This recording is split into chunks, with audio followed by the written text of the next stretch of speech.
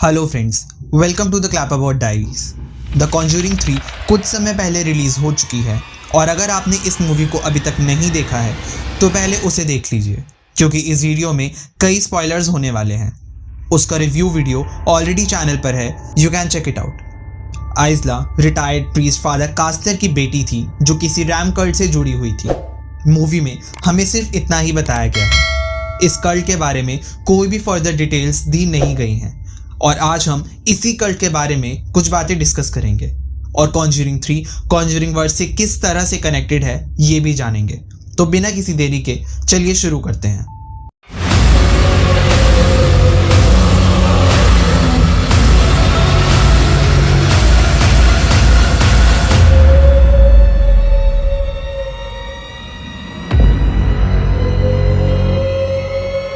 – 2014 में Annabelle release हुई थी जो कि ईयर 1967 में सेट थी। यहाँ जॉन और Mia Form Mr and Mrs Higgins के पड़ोसी थे। मैं आपको बता दूं कि हिगिंस वही कपल हैं जिन्होंने साल 1943 में सेट एनाबेल क्रिएशन के एंड में एनाबेल AKA जेनिस को अडॉप्ट किया था। एनाबेल मूवी में हमें बताया गया था कि एनाबेल हिगिंस 2 साल पहले भाग गई थी and according to her parents वो हिपीज के साथ भागी थी।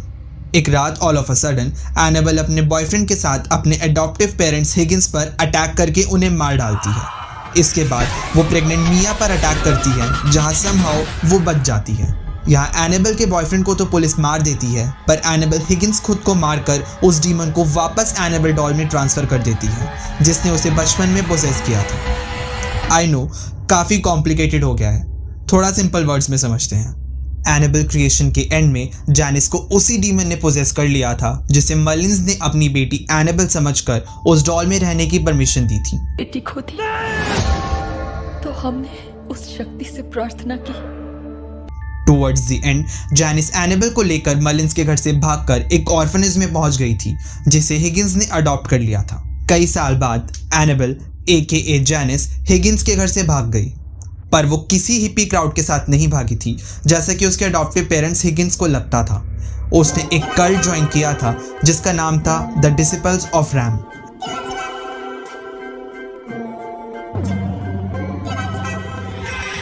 बचपन में जेनिस को जिस डीमन ने पोजेस किया था, इस कल्ट का मेंबर बनने के बाद सैक्रिफाइसेस के थ्रू उसने अपनी पावर्स को बढ़ाया और हिगिंस को भी अपना शिकार बनाया।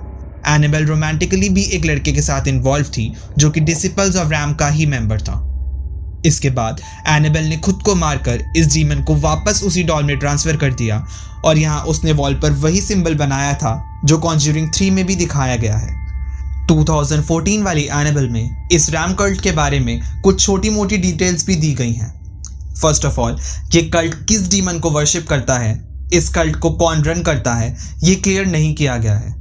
इस कल्ट में कुछ ही मेंबर्स हैं जो खुद को एक फैमिली बुलाते हैं। ये अपनी पावर्स को सैक्रिफिशियल रिचुअल से बढ़ाते हैं, पर डिसिपल्स ऑफ रैम कल्ट की एक खास बात ये है कि वो डीमन जिसे ये लोग मानते हैं उन्हीं लोगों की सोल को क्लेम करता है जो अपनी जान खुद लेते हैं।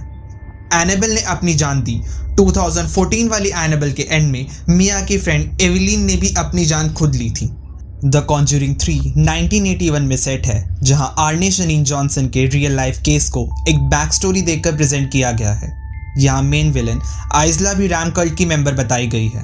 उसके मोटिव्स के बारे में एक्सप्लिसिटली ये मूवी कोई बात नहीं करती, पर एनाबेल में दिखाई हुई चीज़ों से we can figure some things out. एक इम्पॉर्टेंट डिटेल ये भी है कि जैसा मैंने बताया कि रैम कल्ट जिस डीमन की वर्शिप करता है वो उन्हीं लोगों की सोल को क्लेम करता है जो अपनी जान खुद लेते हैं। द कॉन्जूरिंग 3 के एंड में आइज़ला को जिसने मारा वो उसी की रिफ्लेक्शन थी। आइज़ला ने खुद को ही मारा और तभी उस डीमन ने उसकी सोल को क्लेम किया।